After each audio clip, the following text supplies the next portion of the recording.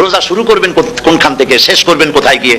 সফরে প্লেনে যখন চলবেন তখন আপনার রোজার অবস্থা কি হবে? যদি দেশে যান তখন কি হবে? অসুস্থ হলে কি হবে? কিভাবে রোজা রাখবেন, কিভাবে রোজা ভাঙবেন, তারপরে কখন শুরু হবে, কখন কি হবে ইত্যাদি বিস্তারিত বিবরণ রোজার মতো করে এত অন্য কোন ইবাদতের ব্যাপারে আল্লাহ এতটা বলেন নাই যতটা বলেছেন রোজার ব্যাপারে। তাহলে নিশ্চয়ই বুঝতে পারছেন রোজাটা অত্যন্ত গুরুত্বপূর্ণ ইবাদত, সবটাই গুরুত্বপূর্ণ, কিন্তু রোজাটা আল্লাহর কাছে বেশি গুরুত্বপূর্ণ। সুবহানাল্লাহ।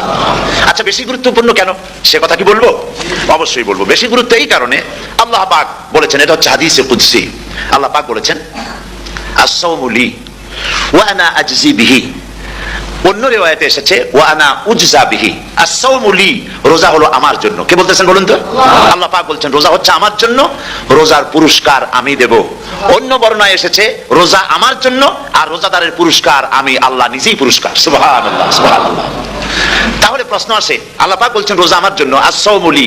আল্লাহ তো এই কথা কোথাও বলেন না আজ-যাকাতুলি, আস-সালাতুলি, আল-হাজ্জুলি। রোজা আমার, কি বলে, যাকাত আমার জন্য, হজ আমার জন্য, নামাজ আমার জন্য, এই কথা কিন্তু আল্লাহ বলেন নাই। অবশ্যই আমরা যাকাত হোক, নামাজ হোক, হজ হোক, কার জন্য করি?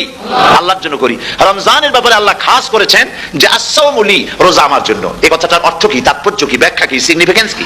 এর সিগনিফিকেন্স হচ্ছে এই যে প্রত্যেকটা ইবাদতের দুটি ধরন আছে। কয়টা ধরন বলুন তো? দুটি ধরন। একটি ধরন হচ্ছে বাহ্যিক আর একটা হচ্ছে আভ্যন্তরীণ। প্রত্যেকটা ইবাদতের দুটি দিক আছে, একটা মানুষকে দেখানো আর একটা ভেতরের।